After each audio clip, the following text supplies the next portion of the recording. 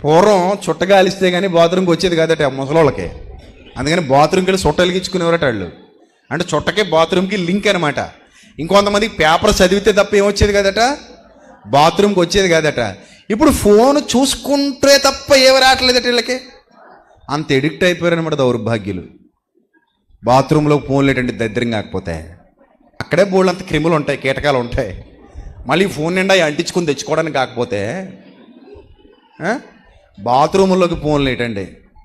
బాత్రూముల్లో phone, బెడ్రూముల్లో phone, వంటగదిలో phone, హాల్లో phone, store రూమ్లోకి వెళ్ళిన ఫోను, శ్మశానానికి వెళ్ళిన ఫోనే కదరా నాయన. శ్మశానానికి వెళ్ళినా వదలట్లేదు. ఆ చచ్చిపోయిన శవాలతో కూడా సెల్ఫీలు తీసి చచ్చిపోతున్నారు వీళ్ళు. ఫేస్బుక్లో పెట్టుకుని శవం దగ్గరికి వెళ్ళి ఇలా తీసుకున్నాడు. ఆడేమో పడుకుని పోయి ముక్కులో కొట్లెట్టుకుని ఆడున్నాడు. ఈడెట్రైతే తీసేస్తున్నాడు ఇక్కడ. ఏంట్రా నాయన ఇలా తగలడ్డారు అంటే